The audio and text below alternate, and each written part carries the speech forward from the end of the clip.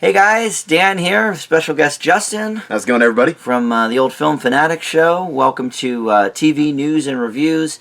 And this week, not really news. We're just going to talk all about Apple TV Plus. I thought this would be a good episode to get a guest in on. Definitely. Because we're going to just run down through pretty much all of the Apple TV Plus shows and tell you about them, tell you what we think about the shows themselves, and then we're going to sort of overall talk about whether Apple TV Plus is worth it. Obviously, there's a lot of choices going on right now. Disney Plus is just a few weeks away. I've been talking a lot about that in the news portion of my show, so we know a lot of what's coming there. But Apple TV Plus is an interesting beast because it's only original content. Yep. There's no, Disney has this huge back catalog. Netflix acquired a huge back catalog. Absolutely. Peacock will have a huge back catalog.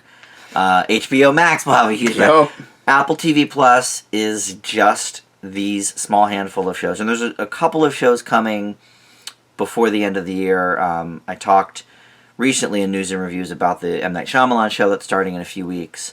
I think that starts the week after Disney Plus launches. Oh, really? Yeah, and if they're following the same model with a lot of the shows we're going to be discussing today, it'll probably be the first 3 episodes will be up, and then weekly after that. Gotcha. Okay. So basically, the whole Apple TV Plus model is a little bit different than what people are used to. To say the least, right? yes. So Netflix, you have the whole binge factor. You have the entire season up at once for pretty much every show. More or less. They're toying a little bit with some other things, but for the most part, it's, all 10 or 13 or whatever at once. Yeah. And then Hulu sort of jumps between the two. I think some of their more high-profile shows are every week. I know, like, Mindy Project was. Oh, really? The Path was. Okay. I think Handmaid's Tale is, too. I don't watch it, but no I kidding. think that's week by week. Yeah. And then Amazon is also sort of between the two. Sometimes they put up all of them, and sometimes they don't. So what we're seeing here is a lot of these episodes have a few of their first episodes up. Yeah. So we got the chance to watch the first 3 of the morning show, and then the first 1 of all the other ones. Did you watch all 3 of the morning show, or you just did the pilot? I only had enough time to do the pilot. Okay, all right, that's fine. So I watched all 3. And there's going to be 10 episodes this season, and then it's already been renewed for a second season. A lot of their shows have come out, with two season, contracts or whatever before episode 1 even goes up. Just because it was a shorter season? Just because I think they want to make sure, hey, that we're committed to these shows. So don't worry, you're not going to get caught on a cliffhanger that doesn't get resolved. I see. That's what I think. Okay, that makes sense. And it may have been part of the deal for Jason Momoa to, I'm not going to sign on for some, 8-episode thing. Give me a second season. A lot of these higher profile shows have the second season. So we'll see. So the first one we're going to talk about is the morning show because it's by far the most high profile of these shows. Definitely. Everybody's been seeing ads about this, and of course if you watch, any sort of entertainment news, you see Jennifer Aniston, her return to TV after Friends, this and that. Steve Carell, return to TV after The Office. Reese Witherspoon, well, she's been on TV with Big Little Lies lately, but, sticking with the theme, I guess. So 3 huge stars here, and then there's also a lot of smaller stars that we've known from many other things. Billy Crudup and Mark Duplass and all of that. So he keeps popping up. He pops up a lot. He really does. Our friend Gugu Mbatha-Raw is in it. From Belle. A lot of things happening here. So the basic plot of the morning show is this. On the 15th anniversary year of this powerhouse team played by Jennifer Aniston and Steve Carell, doing the morning show. It's basically like a Today or a Good Morning America. And the very first couple of scenes here, we learn that Steve Carell's character has been fired because he's done some things with some interns on the set or whatever, and so he's been fired, you know, as of the Me Too stuff. So Jennifer Aniston's finding out about this, goes on the air with it live and says, look, this is what happened. And then we see sort of the behind-the-scenes stuff of what happens next. What is the fallout of this? Where do we go from here, sort of thing. And so I don't think you're quite aware then, if you only saw the first one, that like there's this whole... she shows up at his house, right, at the end of the first episode? Correct. Okay, all right, so you saw that. So basically... you know, like Film Fanatics, I don't do spoilers on this show, so I have to talk delicately about everything. If you've seen some of the promos, though, I think you probably know what happens with Reese Witherspoon's character, who is a sort of very conservative but outspoken news reporter in, I think, Kansas or something, somewhere in the Midwest. Yeah. And so they fly her in, and, you know, she meets with some people, and some things may happen, and that's all I can really say about that. But let's just say she figures prominently into the rest of the season. So this is, like I said, you know, we've got 3 episodes up right now. You can watch the rest week by week on Apple TV Plus. I guess probably until the end of the year, because there's 7 episodes left. Yeah, that makes sense. And then, like I said, it's been renewed for a second season of 10 episodes as well, which I guess will be next year. So that's the basic gist of the story. So now we get to talk about it. Yeah. Here's what I think. Now, I was very excited for this show. Me too. You know, I like all of these people. Yeah. Reese, I've been actually a little bit back and forth with the last few years. I think she's done some really amazing things. Absolutely. You know, Wild and Walk the Line, and first season of Big Little Lies was really good. Second season was not.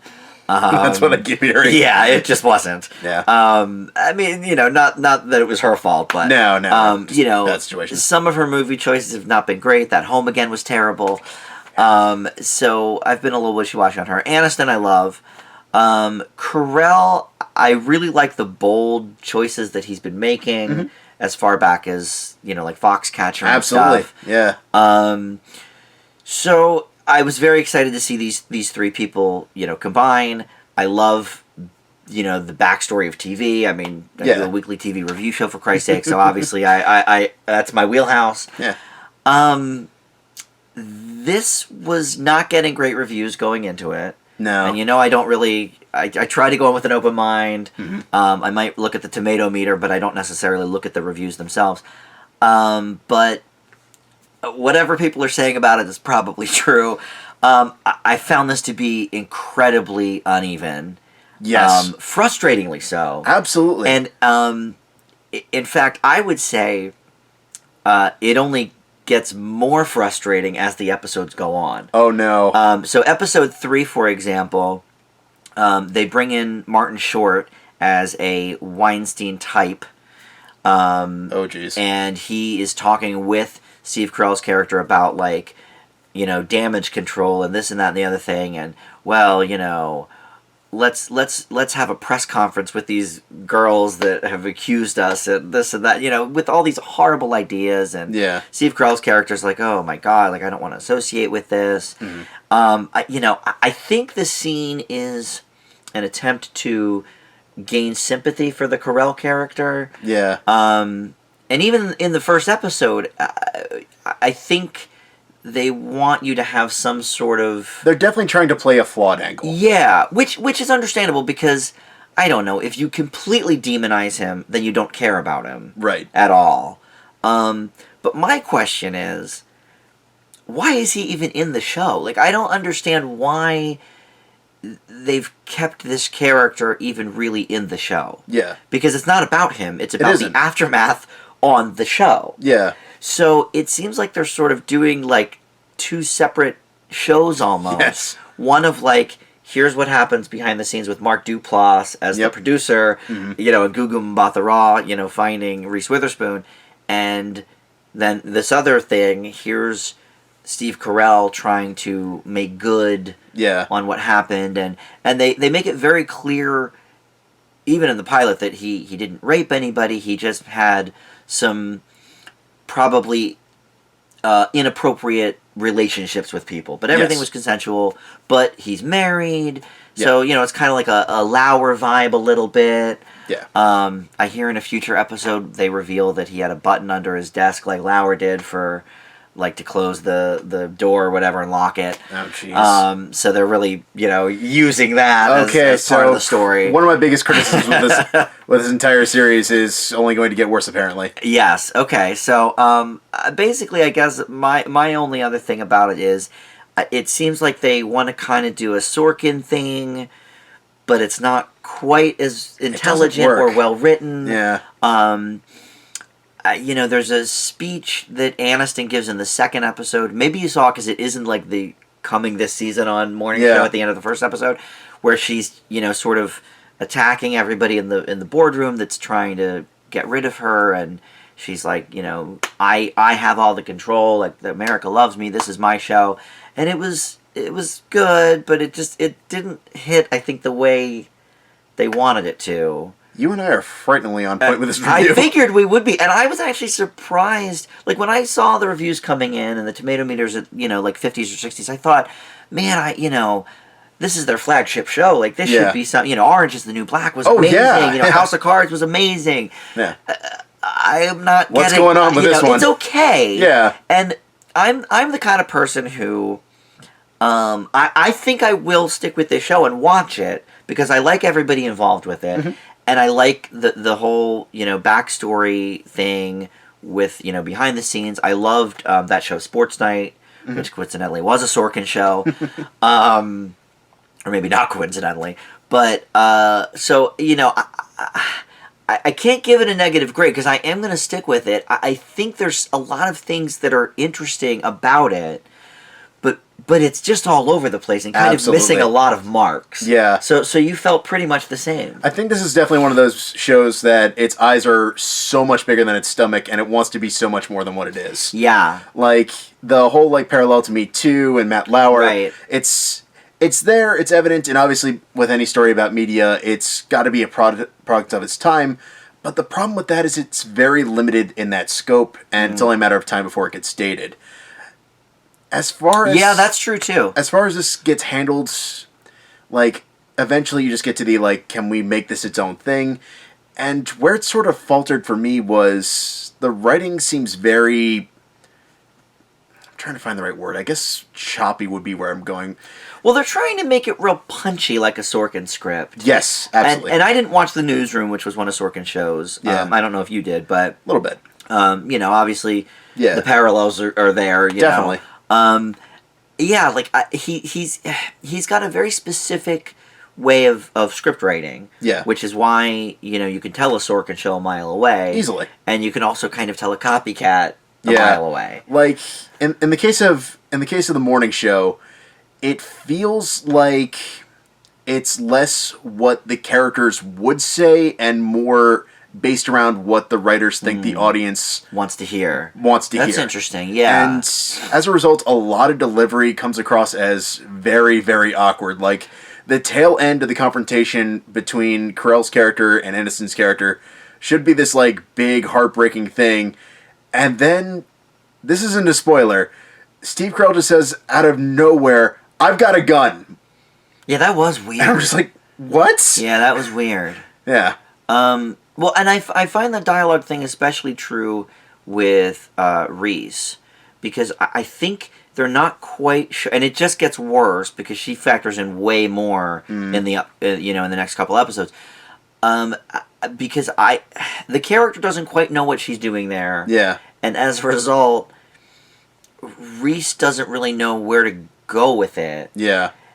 And Reese is usually one of the, her character is Legally Blonde. She's usually one of the smartest gals in the room. So it's to have her sort of be lost at sea is almost treading new ground for her. Yeah. And the whole thing about okay, she dropped 2 F-bombs on a show 10 years ago. Yeah. And now she's been blacklisted from everything since then. And it's that didn't really ring true to me either. No. The whole anger scene at the beginning that they pound in, that didn't really ring true to me. No. At least I find that the Aniston and Carell characters and everybody else, from the producers to the the head of the network, Billy Crudup, who's probably, other than Carell, I guess the closest thing to a villain we have on the show. More or less. And then, they all sort of they all have their own sort of stake in it. Yeah. But I don't know. I just none of it just rang true for me. It felt very hollow. Yeah, it seems almost more soapy than anything. Very much so. Which maybe is the part I like about it, because I liked Desperate Housewives. I sort of do I liked Crazy Ex-Girlfriend. I do sort of like exaggerated. Yeah, that conflict's not necessarily bad, and no. And Aniston, actually, all three of them really are more than up to the task. They're all fine. I just wish the writing could Although keep up with them. Reese's accent's a little hit or miss. Yeah, she tries a little too hard with the southern accent. Yes, it's a little hit or miss. Yeah. But I don't know. I guess I like when my soaps are a little more aware that they're soaps. Yeah. This, I think, wants to be a little more serious. It wants to be West Wing. Yeah. Yes, it wants to. Yeah, that was Sorkin too, right? Yep. Wasn't it? Yeah. It wants to be West Wing. It wants to be Newsroom, and it's not quite. No. I mean, it's not quite Desperate Housewives either. It's not. No. It's not that extreme. It's not that extreme, but it's caught somewhere in the middle. Pretty much. So all right. So let's give some grades and move on. It's got some flaws, but it is engaging, and like you said, I mean, everybody is on their A game here. Yeah, pretty much. Duplass actually. He always shows up, but he is really particularly good here. Yes, definitely. So I'm going to give the morning show a B-. I'm actually right there with you. Is that right? Yeah. Okay. I thought you might be a little lower, but yeah, I mean, I'm definitely curious to see what happens in the remaining 7 of the season. Yeah. So up next, we're going to talk about C, which is the other sort of flagship show. Yeah. We've got Momoa, as the big chant. Yeah, we do. This one got a little bit less episodes. The first 3 are up now, but there's only 8 of these in the season. Okay. But this also is coming back for season 2 of another 8. Yep. With Momoa at the helm. So you're going to tell us about C. Oh. And it's SEE. Yes. Which you'll find out why. Oh yeah. No. It's painfully on the nose. Yes. Folks, this is going to be a very fun review. They could just call it The Blind Show. And you would not be wrong. I'll just say right now, spoilers from me. I mean, this is far and away the worst offering. Oh, it's not even a question. Yeah, it's not even close. It's not even close. Yeah. So, yeah, as far as C goes, pretty much the premise, if you can call it that, is in the post-apocalyptic dystopian future, humanity has gone blind. Why is not exactly made clear. Maybe that happens later on in the season, but for right now... Yeah, we didn't really get a lot of answers on that. Not aware. Just everyone's blind. Right. As a result, humanity has kind of gone into tribal societies. It's very hunter-gatherer, and how it exactly works is not entirely made clear. However, as the pilot episode goes along, we find out that the chieftain's wife, obviously the chieftain being Jason Momoa, gives birth to 2 twins that are able to see in a non-stop Blindness. Remember blindness and children of men. Oh yeah. It's like that too. Yeah. Yeah. And that draws the ire of a very tyrannical queen, and they pretty much have to go on the run and deal with all sorts of daring do along the way. Yeah. Folks, this is a bad show. It's real bad. This is a really, really bad show. Yeah. Why is it so bad? It's pretty much straight across the board. Acting is bad. World building is bad. And here's the worst part about it. It's the concept is not awful. No, it's actually not. The problem is, I feel like all development stopped at humanity is blind. Right. And that was it. And get me Momoa. Yeah, and get me Momoa pretty much playing Jason Momoa. Right. Just throw on a... Here's what's funny about Jason Momoa, before you continue. No, go on. So, you know I'm a big Saturday Night Live fan. Yeah. So he hosted, right when Aquaman was about to come out. Yeah. And I don't watch Game of Thrones. Yeah. I don't watch whatever other show he was on. Mm-hmm. And I don't really watch previews, so I'd only barely, when he came up next week, Jason Momoa, I was like, well, who is that? Yeah. So I looked up and I'm like, oh, okay, he's going to be Aquaman, whatever. Yeah. So, saw him on SNL. He was funny. He did a good job. Saw Aquaman. It was okay. Yeah.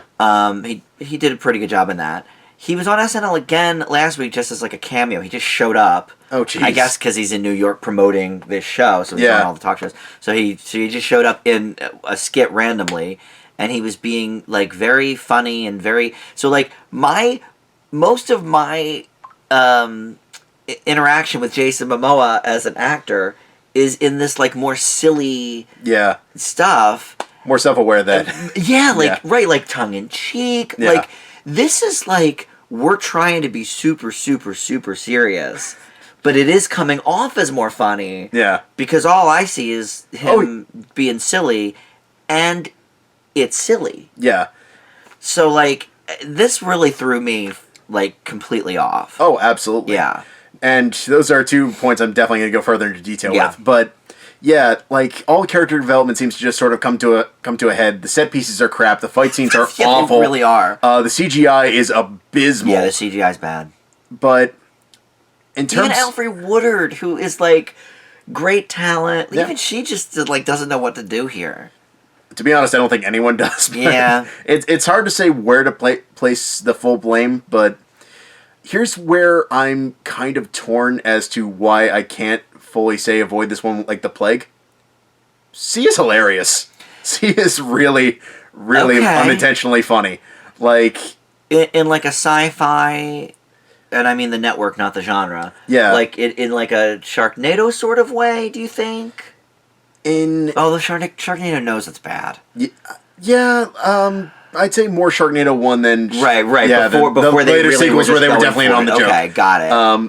That makes sense. You can definitely tell that whoever came up with this loved this idea and takes every single scene, no matter how ridiculous it is. And in one scene, it's got the second most ridiculous moment in 2019, not the first, but a dangerously. What's the first? The movie. One particularly terrible line from Glass. Okay, but for TV, it's got to be the worst. Glass was a piece of crap. Oh yes. All right. Yeah. No. we'll say that for not to get too far the year on review. That, but no, there's just one moment that I absolutely cannot talk about because it's way too R-rated for a PG show. That they are playing like it is the most evil, ominous thing ever, and it's cringe-inducingly hilarious. You can tell somebody in the boardroom that came up with the idea or somebody else said, well, Apple Plus is launching like right after Game of Thrones ends. What do we do? What do we have? Right, like what can we have in that arena? Because obviously Disney Plus is not going to do anything like that, family friendly. Yep. So they sort of took this ball and ran with it, thinking the timing and the Momoa would get them through this horrible, horrible script and everything else. Yes, absolutely. And, I mean, don't get me wrong, I'm totally expecting there's going to be tons of people who are going to watch this strictly because Momoa is in it. But it's a complete mess. I would say, though, if you've got a bunch of good sports for friends, I would say at least give the pilot episode a go. Grab your friends, grab some drinks. For some guilty pleasure. And I absolutely think you could have a good time with the hour runtime. Okay. That's interesting. But, yeah, no, it's no question the worst part of Apple TV. Yeah. Well, not only is it the worst part of Apple TV, but on the 7, this is week 8 now of me doing the review show. So I've seen all the broadcast premieres. I've seen most of the cable premieres. A lot of stuff on Netflix. This is the worst show of the fall, hands down. Wow. On any network, oh my gosh. On any genre, hands down. I mean, it's terrible. Yeah. It's terrible. It's really bad. I there's nothing for me to add. I mean, you've said it. Like the world is stupid. The script fails us. The CGI is probably the worst part about it. And it's sad because you can tell that they really spent some money. They did. On things. Yeah. I don't know why the CGI wasn't part of that. Yeah, you think, for an action-heavy show, I mean, to be honest, the costumes are fine. You know, if we're gonna pick little things that are good about it, but and you're right. The concept itself is fine. Yeah. Even intriguing, even more than fine. Yeah, like there's ways this could have worked. Yeah. but they chose every path to not make it work. Yeah. So yeah, I mean, I don't have really anything to add. I think you've really hit the nail on the head about why this is as horrible as it is. I think you have an interesting take though on the whole party drinking game sort of atmosphere. Yeah, I could see that. Yeah, I can't recommend the whole series, Right, but I would say... But does that make it a good show? Oh, it's, You know, it's never going to be a good show. Right. All right. Well, what's your grade for C? Lower than a C. Definitely lower than a C. I'd probably stick with D for this one, just because the concept is interesting, and I could see that guilty pleasure aspect coming into play. Yeah, that's yeah. I don't know if we've ever done in all the years of Film Fanatics. Has there been two right in a row that we've just been so simpatico with? It's a D for me as well. Oh, jeez. Yeah, because I can't. It's hard for me to fail. I've not failed yet a TV show, and like I said to you off the air, I'm still sort of working out the kinetics of rating TV shows versus rating movies. Yeah, it's because you do just only have one piece of the show. For all we know, in episode 2, it becomes completely self-aware and gets better, and who knows? But I don't see it happening. No. So not in season 1 anyway. For premiere, we have to stick with that. Yeah. But all right. So up next, we're going to talk about Dickinson, which is the Haley Steinfeld CW infused. Sort of tongue-in-cheek postmodern 2019 look at the 17th century poet. And so here they have, this is the only show on Apple Plus TV that has released all the episodes. Really? Some, I don't know why. For some reason, they've released all 10. This one they've given a second season to as well of another 10 episodes. Mm-hmm. So, yeah, I'm not sure why this was the one, but maybe, I don't know, maybe Haley Steinfeld wanted it that way and it was in the contract, put it all out so people can binge. Yeah. I mean, here's the thing. If they only put one episode of each of these series out, you'd be done watching Apple TV within like 8 hours. Yeah. So, I mean, it makes sense to put out, a few things here, a few extra things there, and then all 10 of these, which are only half hours. Yeah. So, I mean, you could theoretically binge this in an afternoon. Definitely. Be fine with it. Yeah. But so we looked at the first episode, and Haley Steinfeld, who we know and love, plays Emily Dickinson. Jane Krakowski plays the mom. Toby Huss plays the dad. And, basically it's, a revisionist version of who Emily Dickinson was. They use 2019 language. They use 2019 soundtrack elements. But in this particular episode, I said 17th century earlier. I meant 19th century, but everyone knows that. Yeah. History is not my forte. But even I know that they didn't use the word, what up or whatever they say in the show in that time period. But so in the first episode, basically, we see Emily kind of being sick of being put upon to do chores around the house that she doesn't want to do because she's a woman and she's hear me roar, why do I have to do it? Yeah. But then also they're trying to marry her off, try to find a suitor. So the suitor that they hook her up with in this episode has some connections and offers to, get her poetry published. Mm-hmm. Her dad staunchly is against that, and so we basically go from there. Yeah. And there's a whole big table, kitchen dinner scene where it's like, oh my God, I can't believe this, this and that and the other thing. So, I think it's safe to say Haley Steinfeld is, I mean, she's a great actress just in general. Oh yeah, easily. But I feel like one of her niches, for sure, is this more classical stuff. We first learned of her in True Grit. Yep. And then she did the Romeo and Juliet, remake, one of the many. And I feel like there was something else from her that sort of put her in that older element. I can't think of it right now, but True Grit certainly. I mean, she got nominated for it. Yeah. That's where she got her start, really. Mm. But I love her in general. I mean, we've seen her in so many things. Definitely. This is her first foray really into episodic television, so that's really cool. Here's what I loved about this show. And I'm so curious to hear your take on it. Okay. Because I felt like we were probably along the same lines for the first two shows, like before we started recording. Yeah. But I thought this was one that we might differ with. This show, I think, gets by because it is pretty self-aware of what it's doing and all of the elements coming together in such a way.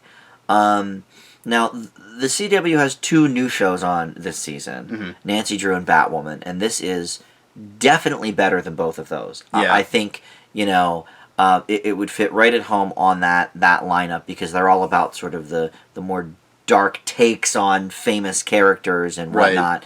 Right. And here we see, I think, a sort of accurate portrayal of Dickinson. From everything I know about her, it seems like a lot of things from the historic perspective are accurate. Yeah. But then they throw in, I mean, it's a lot, honestly, like Baz Luhrmann's Romeo and Juliet. That's fair. Yeah. Where it's like, okay, let's stick to the original script entirely. Yeah, but throw in Love for the Guardians. Yeah. And what's his face? From Chef that we love, the Hispanic dude. John Leguizamo, yeah. I hate that Chef was my reference for him, by the way, but I do love that movie. It's got that sort of vibe to it, and I feel like 2019 is very in fashion with that. I think the timing is right for a show like this. Absolutely. If anything, my biggest problem with it is I'm not sure it belongs on Apple Plus. Interesting. I sort of, just in general, and we'll talk about this, I guess, in the wrap-up, I don't think Apple Plus TV quite knows what it wants to be or who it wants to cater to. Yeah, that was one thing that was sort of coming up in my mind while setting this up. Like, what is the target demographic for Apple TV? Well, and for us, it's not like we were binging any of these specific shows. We were just binging the network. Right. So it's like, we saw all these different facets at once. Yeah. And it's, I mean, we'll talk about that more in detail. But this, to me, is the one that sticks out the most as a sore thumb for the platform, I guess, or the whatever. But I liked it a lot. I think Steinfeld does a great job. Krakowski, actually, I thought was a little off here. A little bit. She wasn't my favorite, and I love her in so many things. But they also didn't really give her much to do other than, like, wicked mother archetype, Pretty much, yeah. It's like, so I can't necessarily falter for that. I think maybe the writing didn't give her enough to do. Yeah, and episode 1, obviously, but... Again, yes, it's episode 1, so obviously we're going to really dive in on the Emily part of things. Yep. And her poetry, and... how did you feel, I guess, I mean, you haven't really said anything yet, but how did you feel about the whole, like writing of the script on the screen as a plot device? That's actually one of those things I really liked about it. Like, I kind of enjoyed the sort of against-the-grain feel. Not everything works. Yeah. But I think what... They're certainly trying. But what absolutely is unique about it is that vibe. Yeah. And I think that gives you a better insight into the person Emily Dickinson was. And more importantly, Haley Steinfeld's interpretation of Emily Dickinson. Yeah. Like, I think if it was not for her, the show would not work. I agree. I think the casting here is so great. Yeah. Because as we've said, this really is kind of her wheelhouse. She has this classic, like, look about her. She is, I think, a very attractive person, but she's also got this very plain Jane quality that really works well in these types of roles. Emily Dickinson was not known for, being some kind of bombshell. No. She was a plain gal, and I think they really hit that home here. Yeah, I mean, I think the basic interpretation of the story is, were Emily Dickinson alive now, but in a place like, let's say, Shyamalan's The Village, like somewhere, somewhere where it's like there is no TV and there's, whatever. Or really just put her in, Amish country or whatever in 2019. How would she be? Exactly. So yes, continue. Yeah, and I don't think the dialogue changes necessarily hurt it. I think it actually gave a little bit more perspective. Like, you mentioned the CW. My problem with saying it fits better with that is I feel like the CW kind of plays it safe a lot. Well, they do the same thing a lot, I guess. They do. And they're often driven by kind of more of the, like, angsty YA kind of stuff. Yes. And that's really not what Dickinson's all about. Like, yes, do we have a teenage protagonist? Absolutely. Do we have kind of rebel against the world conflicts? Definitely. But I feel like that's not really the angle it's trying to take. We're not looking at this person who's trying to throw out some big crazy overthrow the patriarchy message every week. You're right. It's more about, okay, here's her coming into terms with her own voice and sort of... Yeah, she's not trying to be like Greta Thunberg here. No. Yeah. No. And I think that's why this one can fit a little bit more in line with that, and it's also kind of smarter than a lot of the shows. Well, okay, I don't deny that. Yeah. I guess my main reason for saying that is just because we just had the Nancy Drew premiere a couple weeks ago, which Valid. takes this classic character and classically, sort of, I don't know, more family friendly or whatever type character, and just puts her into this like sinister situation. Murder mystery, stupid crap. Let's take Nancy Drew and put her in The Conjuring. Why not? But I don't know. Like Riverdale sort of has that vibe. Yeah. The old wholesome Archie comics from the 50s on is now, definitely on the more edgier side of things. Right, edgy and angsty and stuff.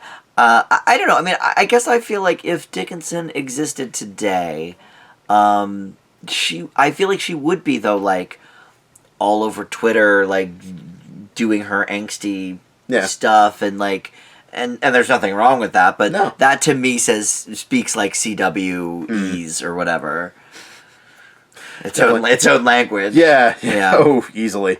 But yeah, it's definitely smarter than most of the crap on there, I admit. Yeah.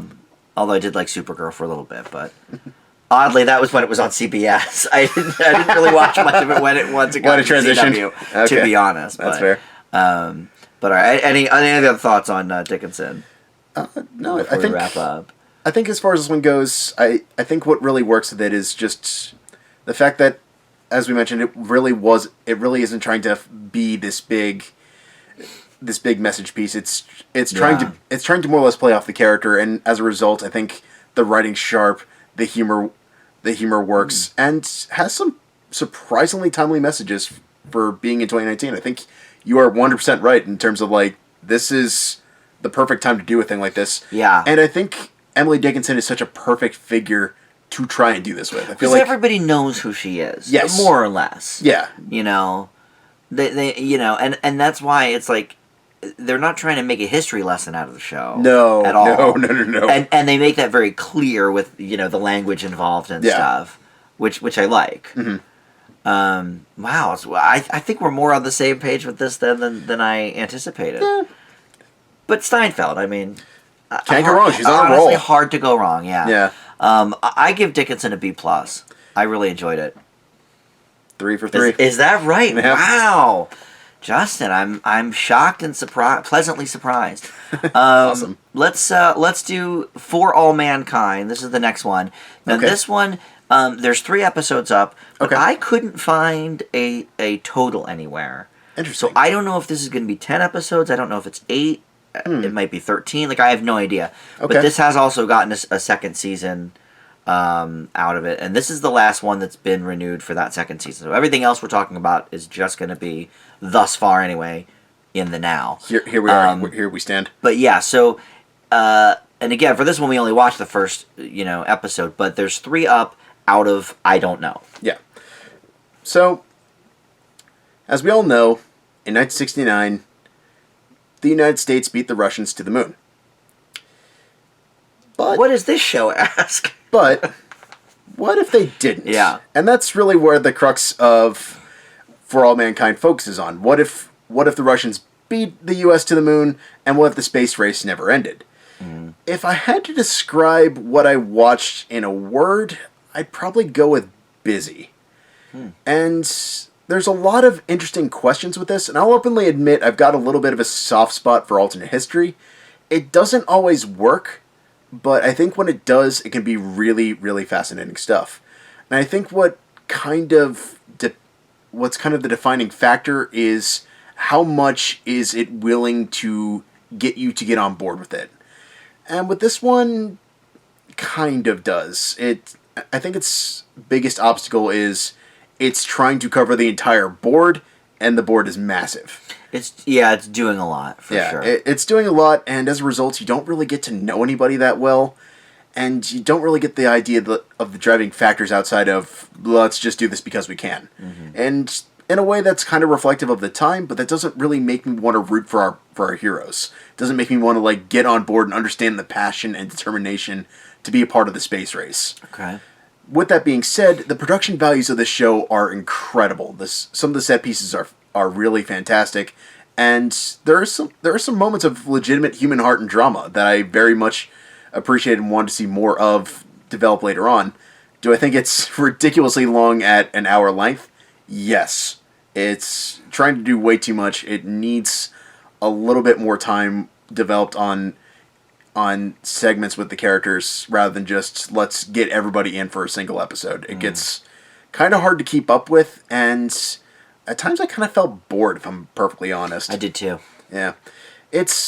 So you would have preferred it more if we were, say, maybe not introduced to as many characters in the premiere, sort of sprinkle them in as the storylines, diverge. What I think would have been smarter would have been sort of playing up the, oh wow, the Russians just beat us.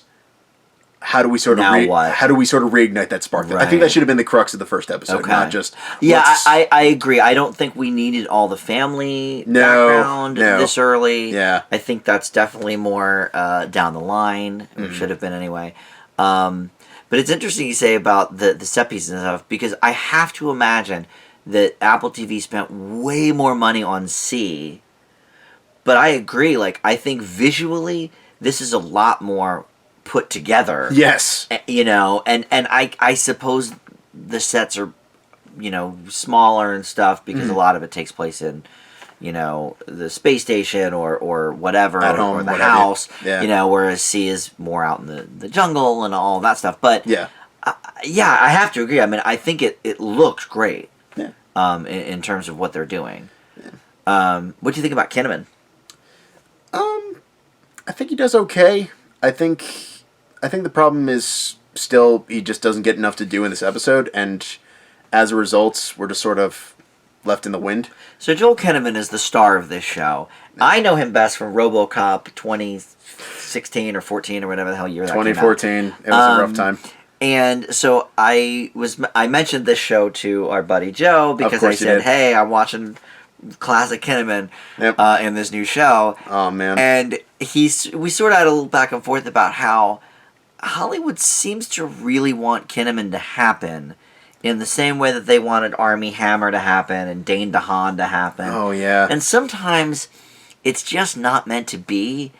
And I think you're right. We don't maybe spend enough time with him in this episode. Yeah. But I'm still not quite sold on Joel Kinnaman as an actor.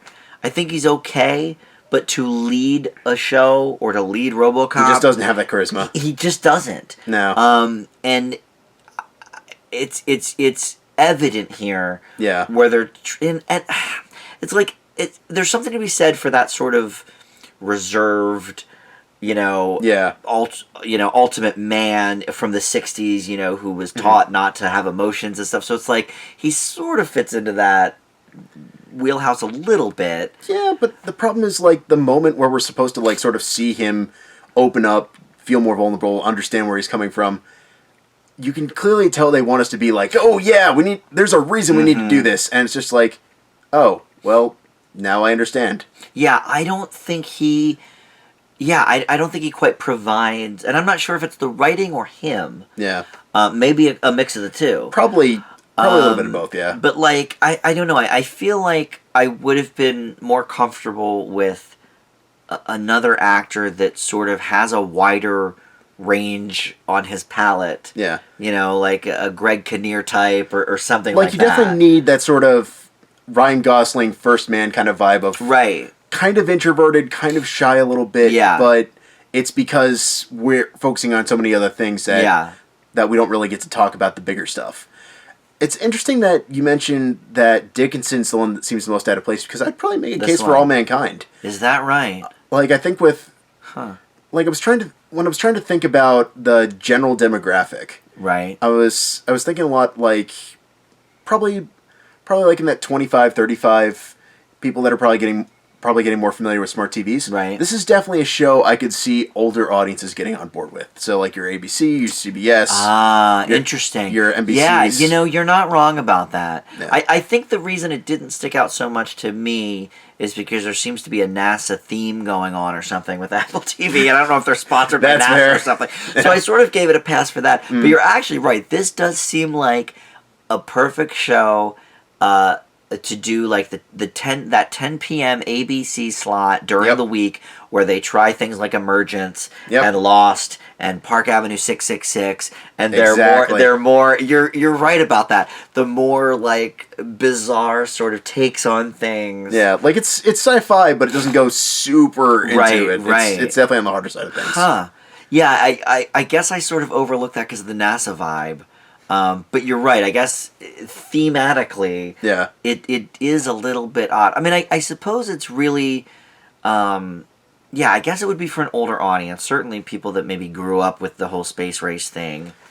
That's a good thought. I do think this show is all over the place, though. Oh yeah, I agree with a lot of what you said about that. I think my biggest sticking point is probably Kinnaman himself and how he handles the material. Yeah. But I do think we could have shelved the entire family conceit. Easily. Until episode 2 or 3. Yeah. And really focused it in on the space race itself. Yeah. Russia, the moon, yeah. all of that stuff, and sort of left a lot of the other things aside. Because you're right. As a result, we don't know anything about these characters, and that's why I don't care. Yeah. That's why I'm not like... Yeah, like, I get that you're upset, but I'm not on board yet. Right. Yeah, I agree. I think some definite, like, maybe, just mixing up the pot a little bit and moving things to other places in the season might have been a better start. Yeah, I can't disagree with that. All right, well, what's your grade for All Mankind? I'm gonna go with a B- for right now. Okay, I'm almost with you. Not exact grade as the other three. A little bit lower, C+. I was teetering. I can't quite give it a negative grade because I think it does have a lot of things working for it. Yeah, including the concept itself. Yeah, like I could see this getting better in later episodes. Yeah, but I think starting out, this leaves a lot to be desired. And I'm not sure if I like revisionist history storylines as much as you, but I do like the concept of like, various timelines and like what if this happened. Yeah, like what would have caused this? What would have rippled? I mean, honestly, ever since like it's a movie I don't really love, but Sliding Doors. Yeah. Where she diverges on the two. I've always sort of had that thought of like, oh yeah, what if somebody just did this instead? And Frasier did a great episode on it too. But yeah, I think there's a lot of good concepts here. It's just not quite there yet. No, they're just executed so messily. Like, I think this probably has more potential in the long run than the morning show does. Definitely. Because I think the morning show is very... I think it believes it knows... It's a little too in the moment. Yeah, like, I think it wants to do this thing. It knows what that thing is, and it's going to stick to its guns. Yeah. Whereas, I don't know, there's so many possibilities with this type of a show. I was going to say, with For All Mankind, you've got multiple decades. For the morning show, it's like, once this gets resolved, now what? Right, yeah, I don't know what season 2 of Morning Show is going to bring us. Whereas, yeah, I mean, I think there's probably endless possibilities with a show like this. I don't think I'm going to continue watching it, but... you have my Apple password. Yeah. If you continue watching it and it gets better, then I would be on board to try again. Yeah, sure. I suspect this is going to be one of those, like, I want to see how the rest of the season is taken before diving in. Yeah, I don't blame you. Yeah. Okay, so we stick on the NASA theme. There's the connection. And we go to one of my favorite brands, I guess, the Peanuts. Yeah. And we're looking at Snoopy in Space, and this is a whole another version of how to watch Apple TV, because these are 8-minute episodes. They're shorts, really. Yeah. And there's 26 of them this season. 12 of them are up now, so the equivalent of about 4 episodes. Yeah. And we'll get a season of about 8 episodes or so if they, were put into half-hour forms. Right. So I watched the first 3 of these. Were you able to do that, or just I was the racing first, the clock, 8 yeah. minutes? Okay. So, I mean, it writes itself. I mean, the synopsis is Snoopy learns about the space program, wants to become an astronaut, tries to sneak into the school for the assembly, sees what's what, and they go on a trip to NASA. I think that's where the first episode ends. Yeah, pretty much. They're en route. Yeah. So in the subsequent couple episodes, he sneaks into the barracks at NASA and gets involved with the training program and all of this, and hilarity ensues. Some education, I think, probably ensues as well. So this is absolutely like my type of show. Yeah. I love the Peanuts. I've always loved the Peanuts, from the strips to the shows. And this, of all things on Apple Plus, obviously this knows the most what it is. Yeah. Because it's exactly everything that you expect from the Peanuts, much like the Peanuts movie was. Yeah, 4 or 5 years ago. It plays the hits. This show plays to the strengths of specifically Snoopy and Charlie Brown, a little bit Woodstock.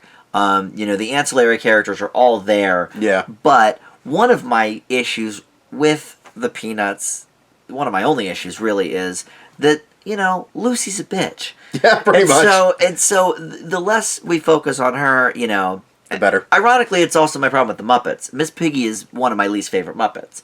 She's got her moments, but for the most part, she's a diva. She thinks she's better than everybody, and that's just not the Muppet way. No. And I feel the same way about the Peanuts. Yeah. So I like that they're not trying to push, Lucy, Linus, Schroeder, Sally.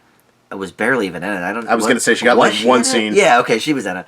But like Pepper and Patty and Marcy, they're all there. But it's called Snoopy in Space. This is about Snoopy. This is about NASA.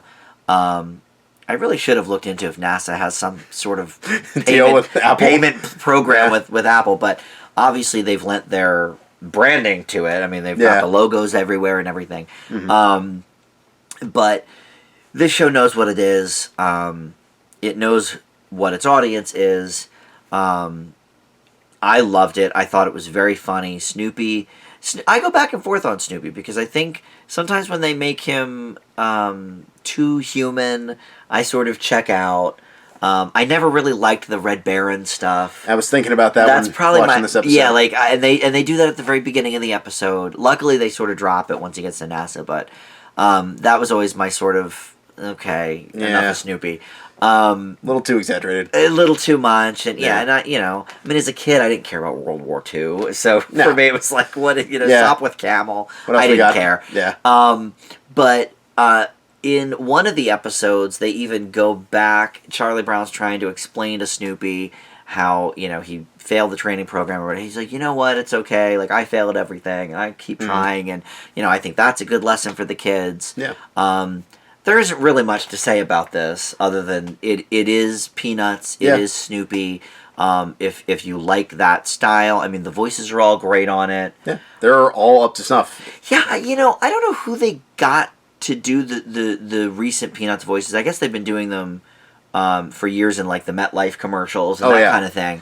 But I mean, they're exactly the way the kids were like in the 60s or whatever. Yeah. Where I don't find the same. Warner Brothers is the one that sticks out the most to me. Like, some of the Looney Tunes don't really sound anything like. Yeah. Though to be fair, Mel Blanc was a hard act to follow. I can't deny that. You're right. Yeah. Mel Blanc and to a great degree, Jim Henson too.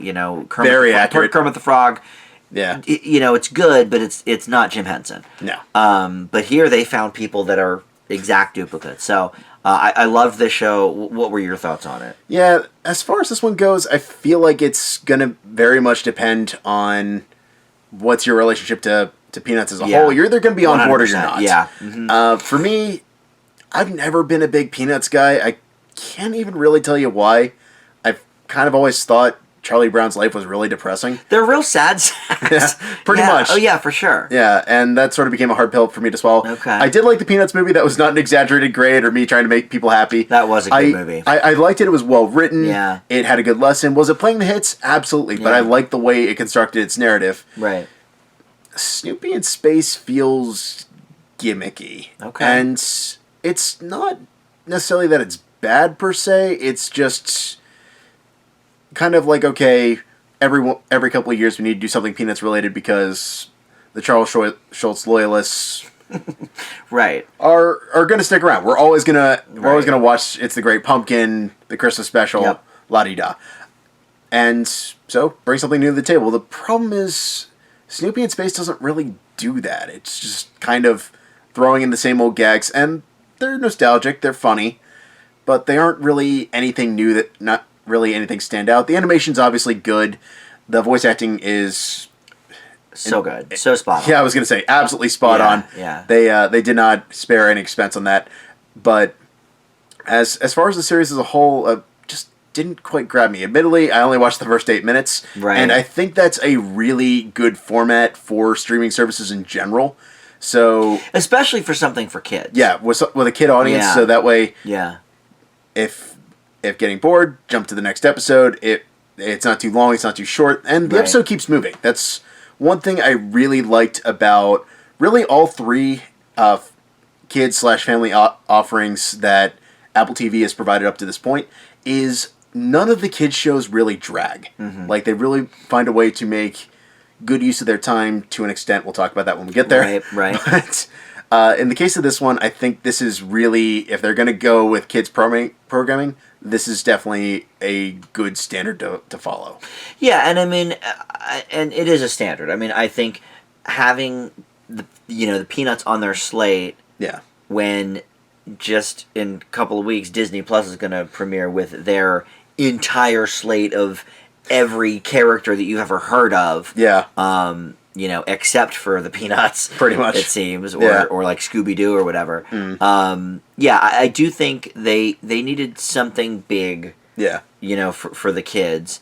I do think 8-minute chunks is good. I mean, I happened to watch all three in a row, so I did watch it like it was one whole episode. More of an episode. But I mean, when you look back to the Bugs Bunny and Tweety hour. I mean, they were all just the recycled shorts, so they were all... So I'm used to watching 8-minute, segments. That makes a lot of sense. Same with Three Stooges. I mean, you watch that for an hour, but it was really like 3 or 4 different Three Stooges shorts. So I can definitely get behind that. What's funny is I never watched the old Peanuts TV show, because whatever channel it was on, we didn't get it. I don't know if it was on Disney Channel or whatever, but when I was a kid, we didn't get it. And so other than the specials and then the comic strips, and the commercials or whatever, I never really got like a Peanuts show. So I sort of like this for that reason. But I agree. I think it's going to depend on the relationship to the Peanuts, and I don't think a kid is necessarily going to seek this out. Unless their parents are like, oh, here, I was going to say, I think this is going to be more on the parents than the kids. Here, listen to this old Beatles record that I grew up on and watch this Peanuts cartoon. Like, I don't think kids are going to necessarily be drawn to the animation right away. I mean, it's great in its look, because it looks like the Peanuts. But to a kid that doesn't know what the Peanuts look like, it's just going to be I'm not standard. sure. So unless they've already shown their kid like the Great Pumpkin and stuff, I'm not sure if a kid's going to seek this out. So I do have to bump it down a smidge for that. But overall, I enjoyed it immensely. And for not being a huge Snoopy fan, I found myself, laughing at the antics and stuff. So I give Snoopy in Space an A-. Oh, really? Okay. I was originally sounding a bit lower for you. I was originally going to give it a C, just because. Like I think that's far too low. Just please tell me it's however, higher and not lower. that does come with an asterisk for 2 reasons. The first being, I think your criticism that okay, these are really like 8-minute increments, and really 3 being treated as one whole episode makes a lot of sense. Yeah. So I do think it does warrant a couple more episodes to sort of get an actual feel for what the show actually is. I would agree with that. So I'm going to jump it to a C+. Okay. I still think it plays the hits a little too much. I think it does play a little safe. I wish it brought a little bit more to the table, but it's not bad, and I think if you're a Peanuts fan, you'll be satisfied with it. Yeah. I just think for everyone else, you're going to be feeling like you could get a whole lot more. Yeah, I mean, I guess I would agree with that, but I feel like most people are Peanuts fans. I think my big issue with it is I don't think kids would necessarily seek it out, like I said. Yeah. All right, so up next is, really we're sticking to the end with the kid the shows, lesser yeah. profile stuff I think on the channel is the kid stuff. So Yeah. So next we're going to talk about Ghostwriter. This is the reboot from the PBS show in the 90s, of course. And you're going to tell us more about that. Absolutely. So, much like in the 90s show, Ghostwriter focuses on 4 kids who are drawn together to a rundown bookstore that they start to receive messages from a mysterious specter known only as the Ghostwriter. And pretty much over the course of the episode, they are trying to more or less help said Ghostwriter try to more or less get done with his or their unfinished business, while sort of also drawing at times quite literally from literature itself. Honestly, this is probably my favorite offering Apple TV has to date. I think the writing is smart. Okay. I think the characters are clever. They don't force jokes. They actually give conflicts that make sense for child audiences without really feeling like, okay, we're going for a slapstick joke here or a potty humor joke. Like, the conflicts are actually like realistic and give a lot to unpack and talk about without really coming across as pandering. I think they give every kid something to do, and I really appreciated that. Like, I thought the way they handled each other was really solid over the course of a 2-part episode, and both episodes flowed really, really well. Yeah. I only really have... I like that you spent an hour with Ghostwriter, but 8 minutes with Snoopy, by the way. But it was a 2-parter. You had to watch the rest of it. It was already pitched to me as a 2-part episode. Yep. It does have one major criticism from me, and that is with the fantasy element. Without getting too spoilery, though I feel like this is going to teeter on that a little bit more than I'd like it to, Ghostwriter kind of goes into sort of the wishbone territory of let's make the literature aspects more of the crux of the story and trying to bring in a few on-the-nose elements. And they're not deal breakers. They just don't gel the way I think they necessarily want them to. Like, the takeaways from those experiences are good. The message of the first episode is great. And I think it honestly gives a lot of stuff to talk about, and a lot of stuff that doesn't really get addressed in family shows. Like, I think this is one of the first times I can actually say this is something I could honestly recommend to both kids and adults. Okay. And the problem is, like, the CGI gets a little weird. I think when they try to bring in character actors to sort of play... The first episode is driven very heavily by Alice in Wonderland, and you got the Red Queen and a bunch of little minions. Who voices the rabbit? Neil Patrick Harris. Right. And it becomes a little on the nose. They try a little too hard. But honestly, I think it's a very, very good start. I kind of hope they find a compromise with the fantasy as the series goes along, but I think it gives you enough to have an idea of where we're starting and a good sense of, okay, here are some things that we can build upon over the course of a season. I thoroughly enjoyed this. Wow, yeah, sounds like it. It's definitely not my favorite offering of Apple TV. It's actually probably my least favorite of the kids shows. Interesting. But it's certainly better than most of the live action shows. That's fair. Now, and we had talked about this off the air that neither of us have seen the watched original. The original. This was on PBS when I was already in high school, so I was sort of older than the demo they were going for. Yeah. And something I didn't realize was the whole like serialized element of it. Apparently, the original most of them would be like 4 or 5 part episodes. Yep. So here, Apple TV has put up 7 of the episodes. So essentially 3 stories, because this one's the Alice in Wonderland's 2-parter, then there's a 3-parter and another 2-parter.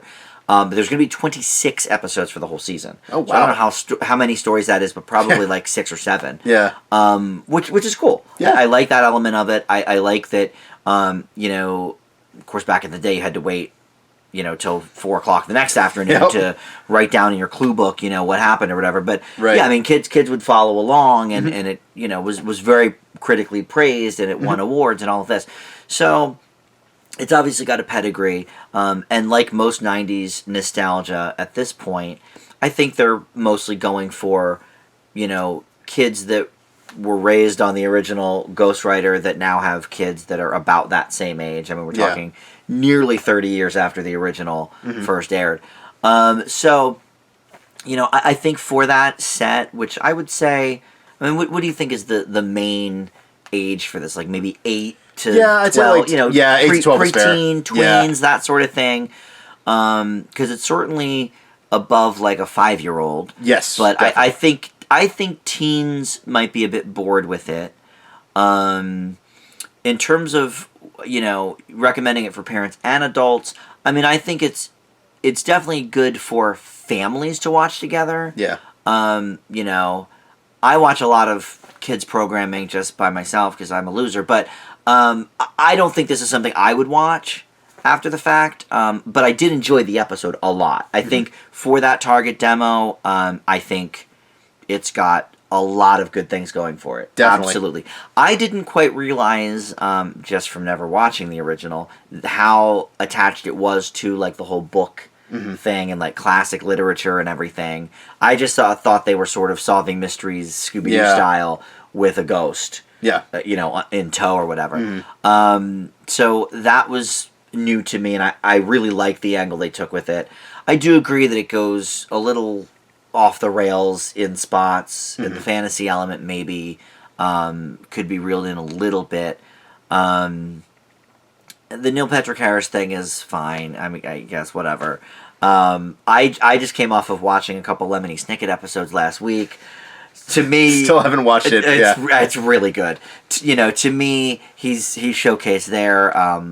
In his prime. Yeah.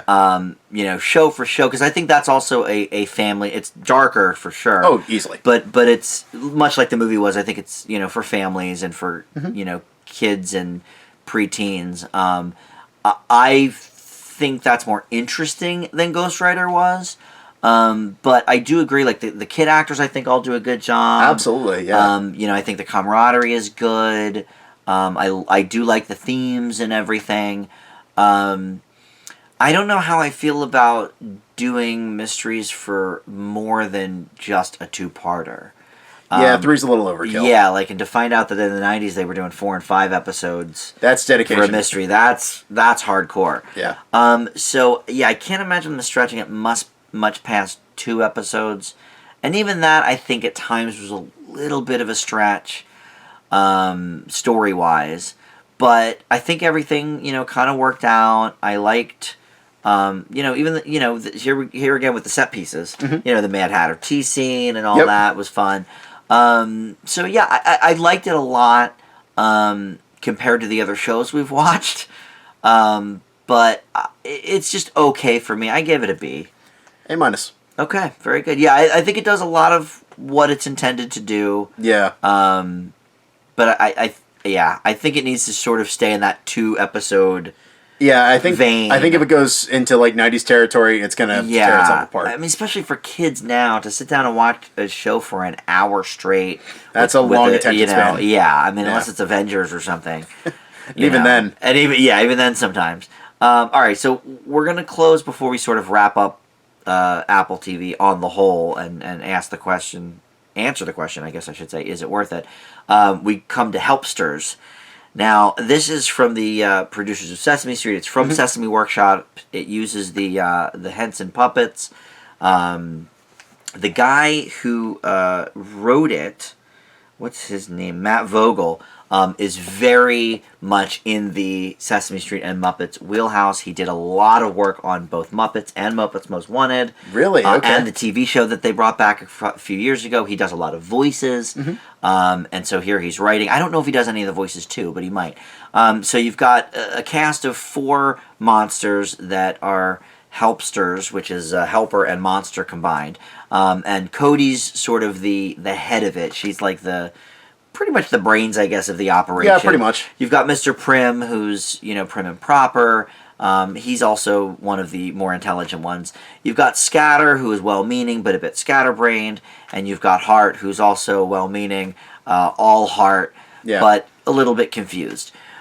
So each episode of this is 2 15-minute segments. There's 6 up. There's going to be 26 total. So segment-wise, there's going to be 52 segments. Oh my goodness! Okay, which is pretty cool. So yeah, there's 2 per episode. And spoiler alert on this one. I know I told you everything I was watching and how many episodes. I got a little bit hooked on the Helpsters. Oh my goodness! And I ended up watching 2.5 episodes of it. Because what happened was, I saw that Alan Cumming is the guest star of episode 2 just from the picture. I was like, oh, dude, that's Alan Cumming. So I wanted to watch him. He plays this dancer that needs a new song or whatever, so they go and find him a song. But the basic premise is they run a shop or whatever, and live action people come in and ask for help with whatever, and then the Helpsters get a plan together. They sing a song about it. It's the same song every episode for repetition's sake. And there you go, and they solve it. I love this show. As I mentioned earlier, I watch a lot of shows that are... Bubble Guppies. I loved Bubble Guppies. That was a solid show. Did. I did. They wrote good songs. And here, it's very repetitive for the kids. Definitely. All the songs are the same, except for at the end of each episode, they have a live-action singer come on and... sing a song. In the first episode, it was Ingrid Michaelson singing about grilled cheese. But the let's get a customer song is the same. The high fives and handshake song is the same. So if you're watching one full episode, you're hearing these songs twice anyway, which is probably a bit repetitious. A little bit, but not for kids. No. I would say this show is probably for a little bit older than Sesame Street, but not much. I'd say maybe like 4 to 7 or 8. Kind of right before the Ghostwriter. Stage. Absolutely. This is sort of in the middle, but I think the puppets are fun. They're puppets we have not seen before. They're all different shapes and different colors, and I like the voice work. It's very Sesame Street-esque in the respect that you can see like the strings coming from their arms and stuff, which sometimes they do in the Muppets as well. But I'm not sure it's as educational as I would like for it to be for this age group. But I don't think it's dumbed down. I don't think they're talking down to kids. Oh, no. I think they're sort of having a Mr. Rogers type approach to it, which is, you don't talk down to kids. You treat them sort of, on the same level, like an adult. Maybe not necessarily like an adult, but you talk to them like they're not stupid. Like they're a person. And so I think this show does that. I think the set pieces are fun and interactive, and I enjoyed this show very, very much. So tell me about Helpsters. All right, so this is sort of where I'm going with I was never bored with any of the kids' programming. That's not necessarily a good thing, but let me circle back to that. So this show is kind of a blessing and a curse for me. I love puppets in general. I think the Muppets are great. I think Team America is hilarious. True. But the big thing that is kind of hurting this episode, and this sort of dovetails with your criticism that it's not always educational, is it tries to do way too much. And it doesn't have a lot of time to do it. Personal opinion, I don't really like the whole let's do 2 scenarios in an episode thing. I don't like it in cartoons. I don't really like it here either because I think if this show took like a half second or 2 between sequences to just sort of breathe and let the audience sort of figure it out, they would get more of that educational component. Like, I think instead of having 2 scenarios, do like 1 big scenario and let sort of the viewer sort of figure out, okay, here's how we put together a sandwich, or here's how we Yeah, I think that's something that Dora perfected and Blue's Clues perfected. Yeah. That is not present here. I agree, and I think that's part of my educational issue with it. Yeah. Yeah. Like the two scenarios, neither one's bad, and like I said, they're pretty well paced. But because they're so rapid fire, even though you're not bored, you really aren't getting as much because they're trying to rush to the next scene. Right. The musical coda at the end, it's not bad. I just feel like it's a little forced. I think the reason they do that is because all the other songs in the show are the same every episode. Yeah. That's my guess. I It makes agree. I sense. mean, that's never been my favorite part of, like, when they did it on, what was that? The one with Biz Markie where he did the Biz Beats of the Day. I forget. But anyway. Yeah, no big deal. Yeah. But yeah, it's not necessarily that it's bad. It just feels like, okay, here's something to sort of send you on your way, which is fine. But I kind of want a little bit more for my time, or just like I said, give me one whole big thing. The voice work, I agree, is good, and I for the most part like all the cast. The one thing that kind of bothered me, and this is a very, very, very, very, very minor nitpick, is they don't quite lip sync Hartright, so he'll be like in the middle of a statement. He's got such a big mouth. It's he does. hard. Yeah, it may just be the nature of the puppet. Yeah. But for me, it's like, Yeah, he's okay. a big, big orange puppet. He sort of got the like English dub for Godzilla movie kind of thing going on at times. All right. That's like I said, fair. it's not necessarily a deal breaker. Yeah. I don't think the target audience is going to even remotely care. But for me, it's like, why isn't I like this seeing working? little Johnny get pissed about that at home. 5-year-old Johnny. Hurry, talk right. Yeah, I don't see that either. But No. I agree. No. I mean, look, it's hard with some of the actual Muppets. I mean, Animal's voice doesn't necessarily sing just because he's all over the place. Yeah. I definitely echo your complaints with the series. I think, and look, something that Sesame Street itself sort of built its name on is sort of those short segments, which is why they probably decided not to go with a half-hour show. Right. But at the same time, I mean, Fraggle Rock was, I mean, that's for older kids, obviously, but that was in full half-hour chunks. Right. I haven't really seen enough of Dora, but Dora is a full half-hour show, right? Yeah, I think it is, yeah. Yeah. I mean, as opposed to, like, 2 segments. Oh, yeah. So, I mean, I think they're probably sticking with that, but the great thing about Sesame Street, one of many great things, is that sort of, every, 4 or 6 minutes we'll give you something else. Here's Gordon talking to Grover about this, and then here's Elmo's World, and then here's whatever.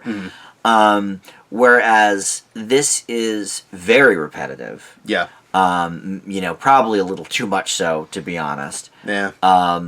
Like, once you're in the routine, I could see interest being lost very quickly. Yeah, although, for repetition is so key for kids, though, so I don't know. But is repeating the songs that necessary rather than repeating the information? I agree. Yeah. I think it would flow better if they let the kids sort of try to figure it out themselves rather than the puppets telling them. Yeah. Here's the solution to the problem. Yeah.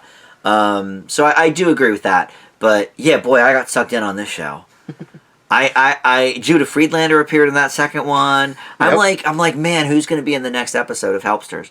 I don't know if this is what I'm going to, binge and finish all 26 episodtes, but 2.5 episodes in. Honestly, I may find myself if I sometimes if I'm down, I'll pop on, something I've seen on YouTube like 100 times that I just think is funny or just relaxes me or whatever. We all need that escapism. Customer song is pretty solid. I have to admit. I have no gripes at high fives and handshakes. All right. Yeah, high fives and handshakes also very good. So, all right, I leave Helpsters with a B+. Not too far behind you. B. B. All right. My camera's telling me we have 5 minutes of battery left. Okay, we can do this. So, the only thing I wanted to say about the Oprah show, before we get into Apple Plus as a whole, I watched about 5 minutes of the Oprah show, everybody. It's the Oprah's Book Club show. Just to sort of get a vibe about, like, okay, is this just Oprah and her show? And it basically is. I'm not much of a reader, so I have no interest in the book club. I've never, I don't think, read any of her book club selections. But basically, she has her studio audience. Yep. She talks about Apple Plus a lot. She says, we're here at Apple Plus, Yep. She didn't talk about Weight Watchers, which was surprising, but she did talk about Apple Plus about 5 times in the 5 minutes I watched. We're so glad Apple Plus, is here. And I, for one, am grateful for my Apple Plus overlords. Yes, so, look, if you like Oprah, you'll love the show. If you don't, then, I like Oprah, but I have no interest in the book club show, so that's that. Yeah. So is it worth it? I think there's so many choices out right now. Definitely. I don't regret the $5 a month that I'm going to pay for it. Because I think I will continue with probably about half of these shows. And Helpsters I'll put on when I'm blue. But I think for somebody that's watching and paying for a lot of things, like I get my Hulu free through Sprint. Yeah. I don't have cable. I don't have HBO. So I pay for Netflix. I pay for Amazon. But I would pay for Amazon Prime anyway, so I never count that as like that's just sort of an added bonus. Right. I don't count that as a streamer, even though it is. So and I've already put my money in for Disney Plus. I think for $5 a month, it's worth it to me. I think in general, though, probably not. If you're one of these people who's like deciding which streamers to go with, Apple Plus has by far the least to offer. Yeah. Because all it is originals and no other content. Yeah. So I would say probably no. What say you? I would say for now, Apple Plus is worth it. Okay. I think once they up the price, and we all know they will, it's going to be a lot more pay attention to the content, pay attention to the overall reviews, and then sort of decide for yourself. If you're looking for just more stuff in general, I'd still say Netflix is the place to go. If you're looking for more in the TV realm, Hulu pretty much reigns supreme. And if you're looking for family-friendly stuff for your kids, Disney Plus, I'm sure. Oh yeah, Disney Plus is going to sweep that entire thing. Yeah. But I think if you're just going strictly for like $5, trying to get a general idea, you could do. Well, here's what I would do. I would wait until some of these seasons have wrapped up. And then get a general idea. Do the 7-day free trial. If you're a binger, just binge, 10 hours in the morning show, 8 hours. Well, you'll be done with after one episode. Yeah. Half-hour episodes of Dickinson. I think you can probably do the 7-day free trial at the end of the year once everything's up. And the Shyamalan show will be up by then, too. Yep. And I think there's 2 movies coming by the end of the year as well. Oh, wow. Okay. You can probably watch everything, even at that point, in maybe 25 to 30 hours and be satisfied. Yeah. So that's what I would do. And then if you really love the shows, you're like, hey, what's season 2 going to bring? Then, let's find out. Then maybe you pay the thing. But yeah, I think that's a very good approach. Right? Like, do the free trial, watch everything they have, and stick with what you like. I think they have good offerings for the most part. Yeah, I think it's a good start. It just needs to grow. Yeah. Yeah. All right. Well, before we run out of room on the camera, thank you, Justin, for joining. As thank always, you, Dan. It's been a pleasure. Yes. Next week we'll do another TV news and reviews, and then in a couple of weeks, Disney Plus will be the focus. So I'll be watching the High School Musical thing, and I don't know if I'm going to do The Mandalorian, but whatever. I'll try it maybe. Yeah. And other than that, back next week with a new Connors episode review and all of that good stuff. So thanks for watching, and we'll see you next time. Bye. Take it easy.